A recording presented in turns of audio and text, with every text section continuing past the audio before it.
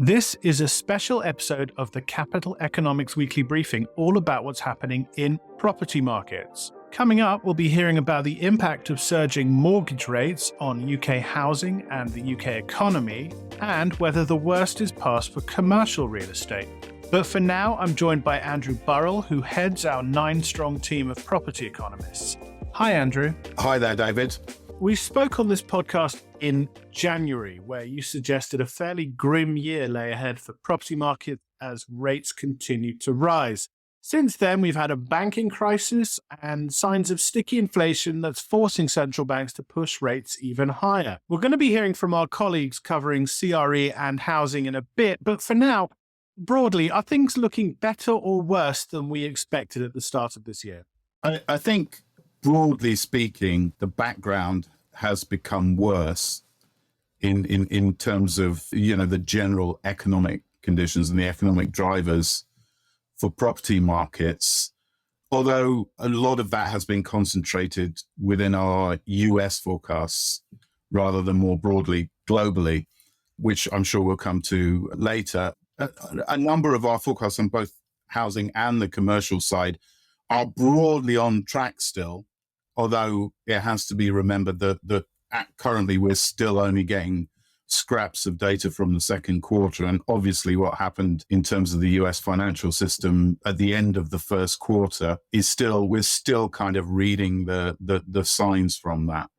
What I would say is that in European commercial markets, things are broadly on track, and we think that the worst is behind us, though obviously, everything is surrounded by downside risks at the moment. That's not the case in the US, where we're more concerned just in terms of our forecasts were downgraded anyway quite significantly after the banking turmoil. But there, I think we're more concerned about the risks in commercial property, particularly in the office market side, where the adjustment to the new kind of hybrid working world seems to be well ahead of what's been going on in Europe.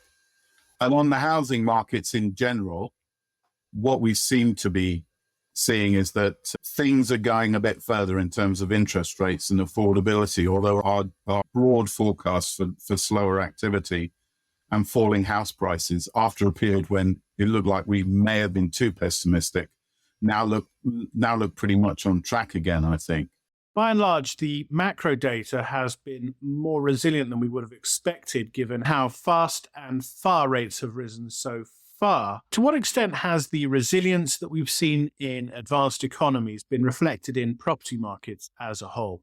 That data has obviously had an impact, but for us, the activity data is an important driver, but it's not the only thing. And what that stronger data has done is it's made the prospect of higher interest rates and potentially higher interest rates for longer more likely. Real estate markets are very interest sensitive. So I think what you gained in the short term from the stronger than expected activity indicators, you're potentially losing, later in the year when the economy is still expected to go into recession across most of the developed markets from higher interest rates than we expected before. So I think, the clearest example of the impact of this was in US and UK housing markets, where during the spring, the numbers turned a little bit better and the speed of house price fall slowed down.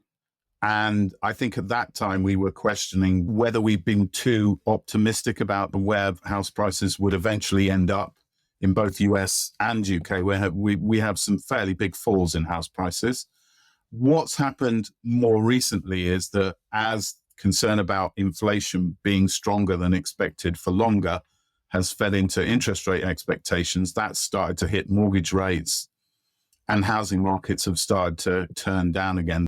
An example is May's UK Halifax house price numbers, where after a run of positive month-on-month increases, we got a flat number, and the tone of that was somewhat more negative. So I think, it's always natural after seeing a few good numbers to think the worst is over, but we're still not convinced about that particularly in housing markets. You mentioned these problems in the US financial system. This banking crisis that started in March got to be the single risk event of the first half, doesn't it? To what extent is this a US story, though? Well, I mean, clearly it increases the risks everywhere. I think in UK and continental Europe, when we looked at those, that there are not the specific problems that we've seen in the US obviously we've seen a number of institutions fail and evidence of a big concentration of property lending in a certain part of the market that may be vulnerable. Globally, we do see that the US problems will radiate and it will make it harder to borrow for property investors, not just this year, but maybe into the medium term as well.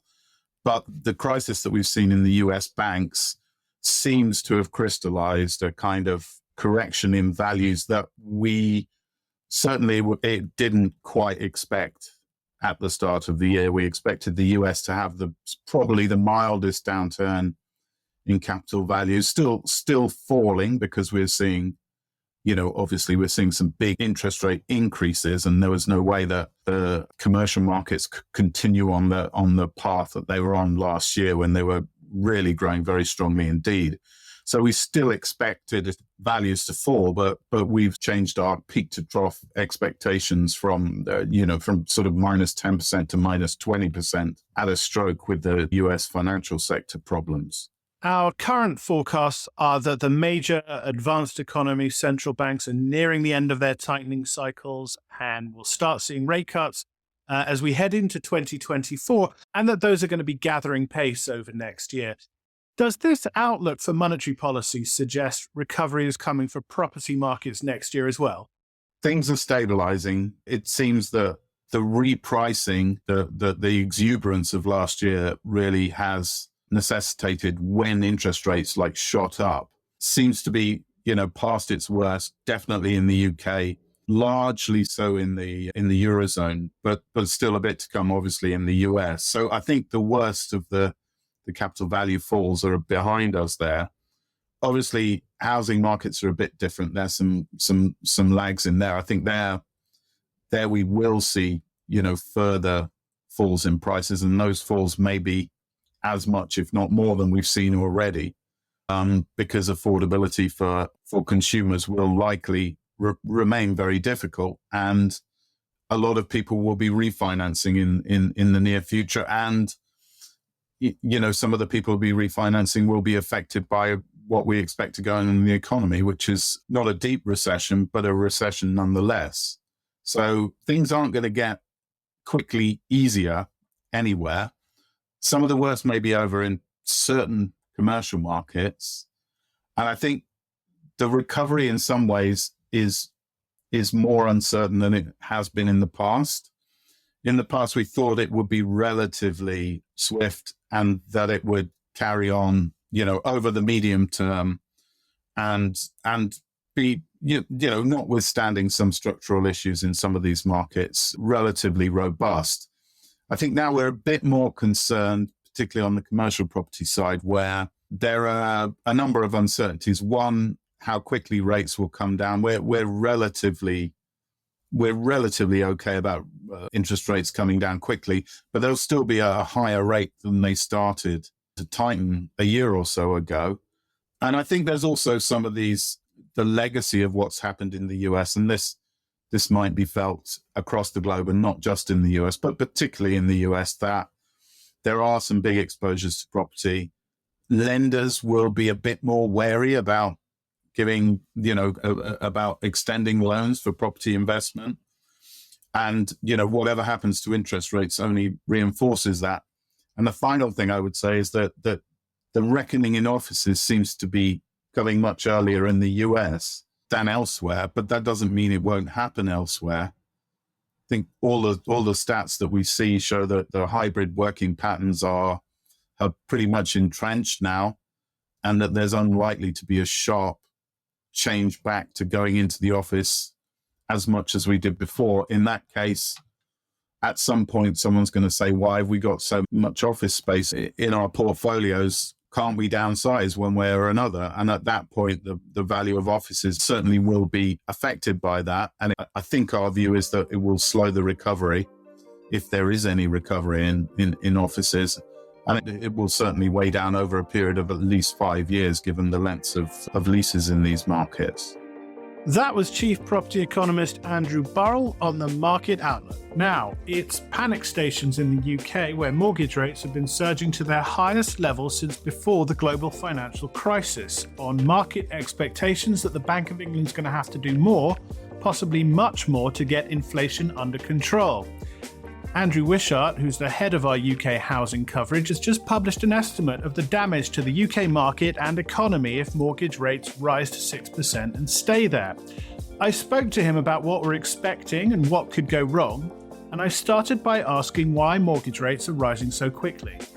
So we always said that the big risk here to mortgage rates was that inflation would continue to stay higher than expected, and that would cause market interest rate expectations to rise, because it looked like lenders had very quite slim margins in that period when mortgage rates came back down after last autumn.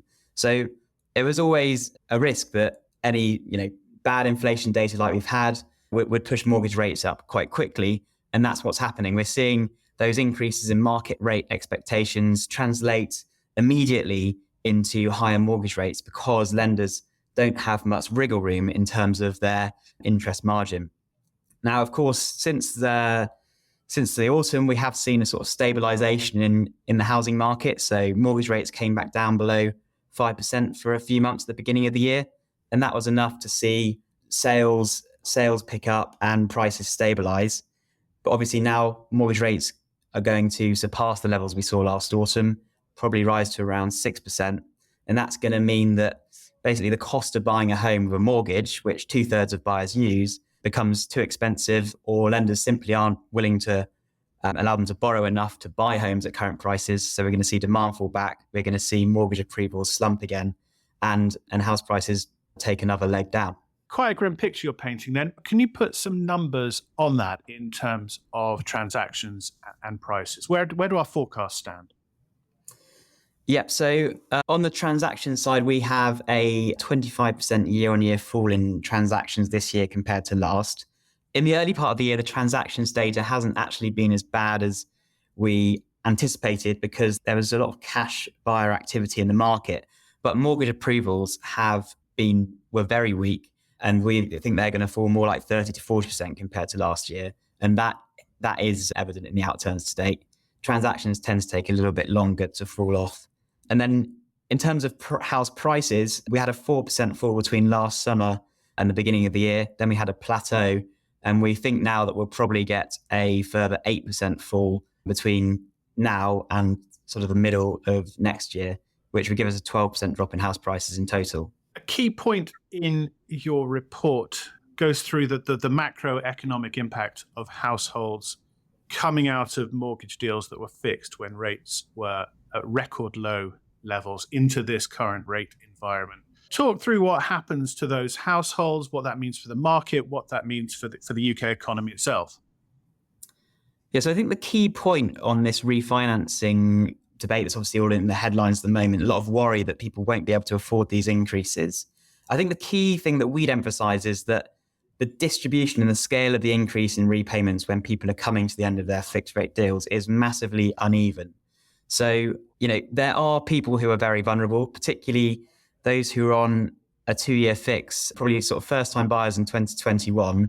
They are going to go from, a mortgage rate of below 2% to about 6%. They are going to see their mortgage payment increase by 50%, particularly if they can't do anything like extend the term on the mortgage in order to reduce the repayments. So there are people that are going to see a very large increase in interest costs. However, I think it's important to remember as well that we have had sort of stress tests in place, and actually, we are within the envelope of the stress test that these bulk buyers had to pass. But I think there are still going to be some people that are probably, when you take into account other pressures on households' budgets, like the fact consumer prices are 18% higher than they were 2 years ago, there's probably some people that aren't going to be able to afford their repayment. But that is a minority of borrowers. if you look at the sort of the amount that people are paying on their mortgage across the distribution of all outstanding mortgages, it's much lower. Lots of people have had their mortgage for several years and they'll have the opportunity to extend the term of the repayments, which does help a lot. It takes, hundreds of pounds potentially off the repayments. So I think it's quite a small pocket of borrowers that could be affected. But the thing that we're maybe not talking about so much is that usually arrears and repossessions, it takes quite a while for them to rise. It's not the initial increase in the cost of payments that causes the problem. It's when, higher interest costs cause the economy to slow, in fact, feeds into unemployment. And it's that dramatic change in household incomes that tends to correlate much better with arrears and repossessions. We've got quite a sanguine view on unemployment, but I think the way things are going, if we were to have a deeper recession and higher unemployment than we expect, that would be the real risk on the sort of mortgage arrears and repossessions front. And looking ahead, I guess the other key point you make is that despite the hysteria in the headlines, our view is that the bank rate and mortgage rates are going to rise to a level that constrict activity, get a grip on inflation, putting the Bank of England in position to cut rates in 2024. Can you talk through that a little bit? Yeah. So, we're at a point now where exactly how high mortgage rates and bank rates peak is sort of almost a little bit academic. Like, it will impact the activity figures in the housing market, but I think it's all about where mortgage rates settle that's going to set the overall size of the drop in house prices we see. Now, our view is that, bank rate of 5.25% and mortgage rates of around 6% will be sufficient to see inflation cool back to target towards the back end of next year. And obviously that will allow bank rate and mortgage rates to come down. We think mortgage rates will be back at sort of 4% by the end of next year. And that helps limit the fall in house prices to about 12%, we think, which is still a 20% drop in real terms, which is the same as in the financial crisis. However, if we're wrong on that, and despite these quite significant interest rate rises now, the economy remains resilient, inflation doesn't come down, and we see mortgage rates stay at 6% for a longer period, then that really would be consistent with a larger correction, perhaps 25% in nominal terms and a half in real terms, because ultimately, yes, a lot of the house price inflation since has been driven by lower interest rates, and a permanent reversal of that would be extremely damaging, and that's the big tail risk here. But our view is that we just can't see the economy and inflation, being resilient, staying high with interest rates at these kind of levels. That was Andrew Wishart on UK housing in a world of surging interest rates. I'll post his report in the podcast notes. And finally, Kiran Raichura and Matthew Pointon head our respective coverage of the US and UK commercial property markets. They spoke earlier in the week about the similarities and differences in the outlook for those markets. Here's that conversation, and it starts with Kiran giving a state of play for the US commercial market. Since the end of 2021, we've seen this really sharp rise in interest rates, which has been impacting on valuations in the sector. We're also seeing a slowdown in economic growth. We're expecting to see a recession still later this year. And then obviously in the last few months, we've had the banking crisis, which has also weighed on the sector, particularly on the lending side of things so far. And in terms of performance for US property, then we've seen roughly a 7.5% fall in prices so far since the middle of last year. We still think there's a lot more to go. But that's actually quite different to the story in the UK, isn't it? Yeah, so the UK was actually ahead of the curve, I think, in terms of the correction in the commercial market. So far in the UK, we've seen a drop of around 18% in capital values from their peak last year. A lot of that is down to industrial assets, which became, we think, pretty overvalued last year. There was a bit too much froth in that market, and they've come down 26%. But so overall, the UK, I think, is ahead. A lot of that is down in turn to the mini budget last year, which is really a trigger in the UK. That sent interest rates soaring and led to pressure on property funds, many of which were, in fact, forced gate withdrawals. And that just really, I think, set the cat on the pigeons, and we saw a big correction in UK commercial property values. The good news, though, is that because the UK's got it out of the way relatively early, I think the outlook in the UK is a bit stronger than in the US. Yeah, I think there could be parallels drawn between that trigger that you mentioned and like the banking crisis in the US. So we certainly think that that's going to have a big impact over the coming months and quarters. Although actually so far, certainly the Q1 data didn't reflect that, although maybe we wouldn't have expected that too.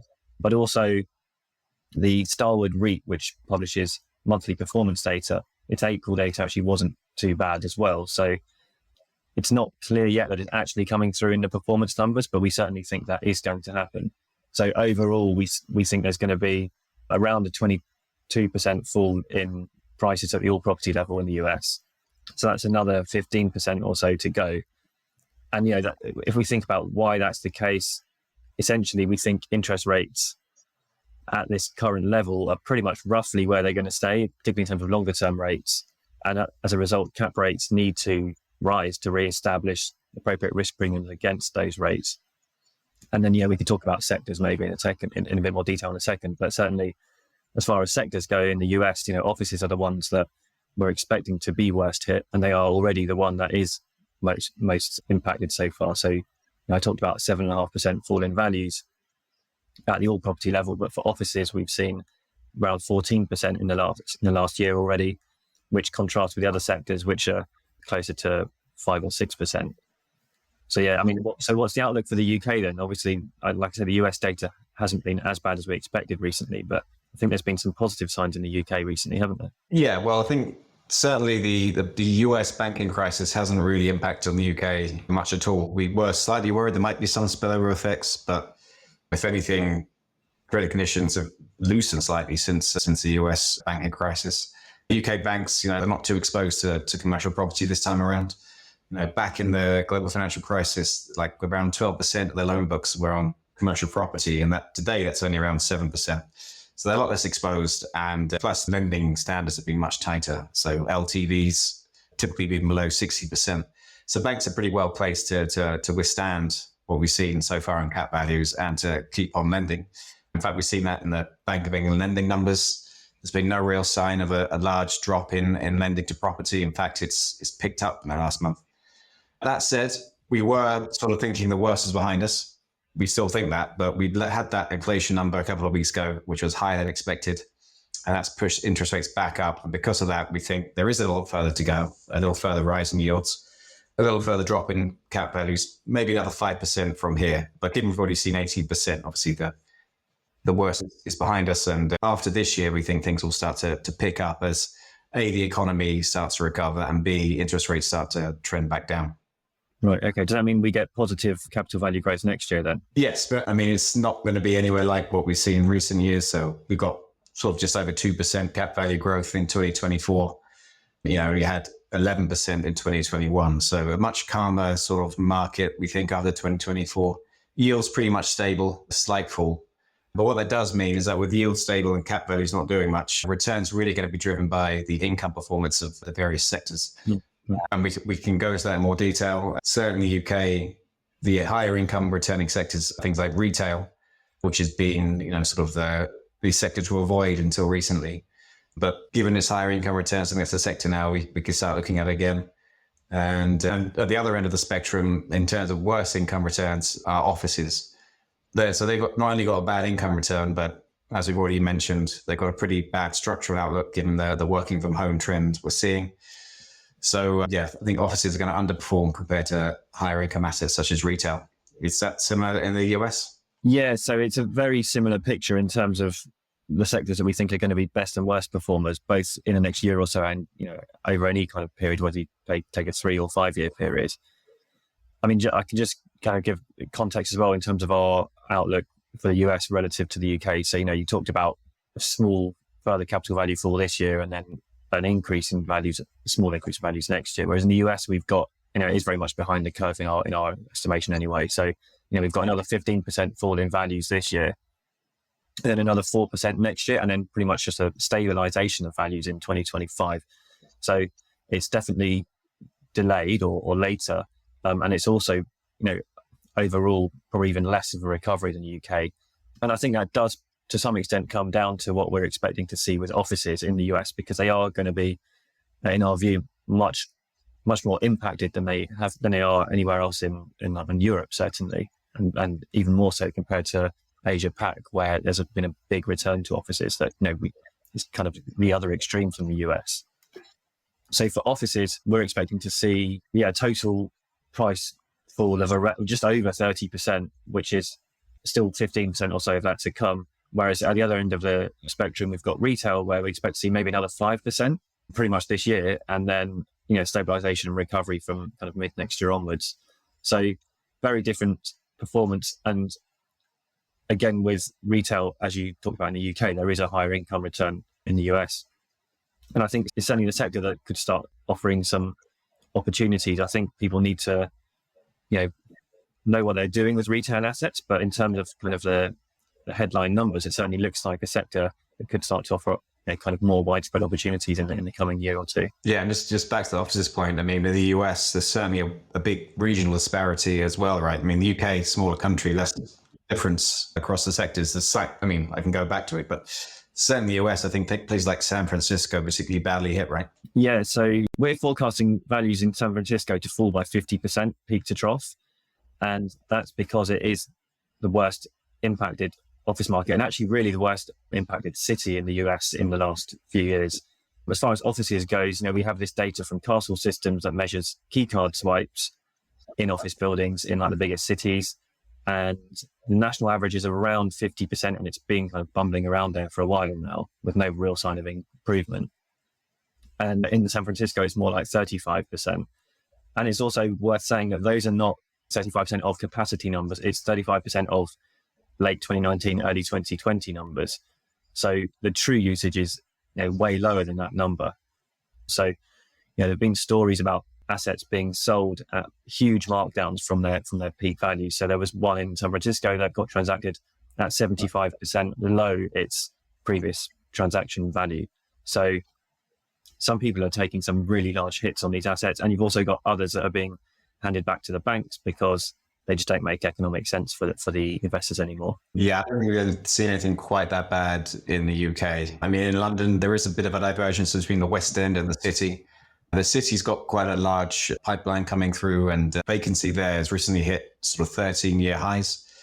The West End, much tighter. You can't really build new buildings in the West End. It's hard to build up. So the vacancy rate there is pretty close to its average. And that is driving some new behavior from developers. So developers have seemed to shift from new builds to refurbishments. We had the Deloitte Crane survey came out recently, which showed the West End now has more new starts than the City. That's a very unusual sort of development. And that's mainly down to these refurbishments. Refurbishing old buildings, a couple of reasons for that. A, these environmental EPC regulations, sort of getting ahead of the curve. You need to make your buildings as environmentally friendly as possible. And also I think tenants are demanding best in class space. And, refurbishment's one way to achieve that. And by doing so, you can sort of attract workers back into the office. The working from home revolution is still developing, still waiting to see where it bottoms out. I mean, it's been pretty stable in recent months. So I think we're getting to some sort of equilibrium in terms of the working from home share. In London, it's around 60% of workers work from home at least some of the time, which is much higher than the UK average of around 40%. And firms, it's taking time for them to adjust to that. What is interesting, I think, is that most of that is hybrid work. When the pandemic kicked off, when we did our first forecast, we thought there'd be more full-time working from home. Turns out that's quite rare. I think A, firms like people to come in, and B, people, they get sick of being in the home all the time and like to come in the office at least once or twice a week. And that throws up challenges to how can you save space when you still got people coming into the office 2 or 3 days a week, and often the same days, Tuesdays to Thursdays. So I think firms are still working through that, but that's going to still be a long-term drag, I think, on office demand in the UK, if not to quite the same extent as we've seen in some US cities. Yeah, and I think it's worth saying that, these changes are very much structural and things that we think are going to persist. So, if you compare it with the losses we've seen in the retail sector since, like 2017 in the US, when it kind of hit its peak, you haven't really seen much of a recovery in values. And you saw the same in REITs at the time, where they had this big drop off in 2017 in the US, and then kind of saw a little bit of improvement after, but it certainly wasn't a sharp bounce back.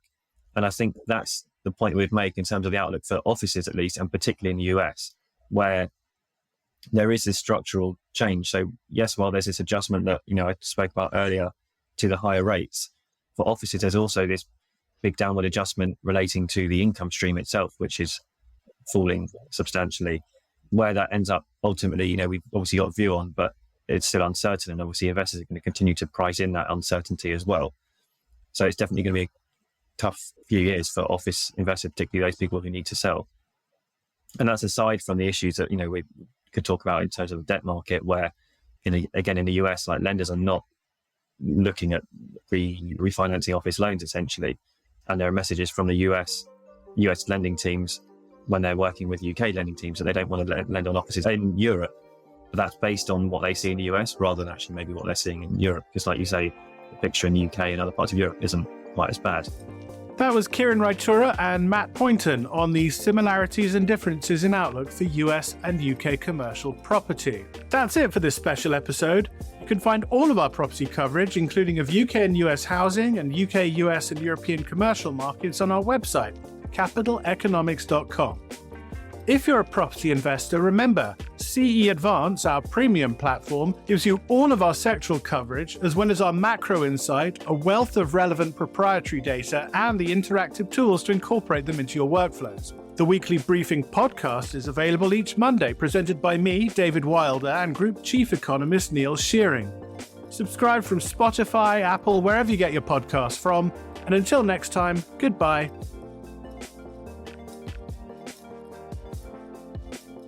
Whilst this podcast is provided with all reasonable skill and care, it comprises the subjective views of our economists.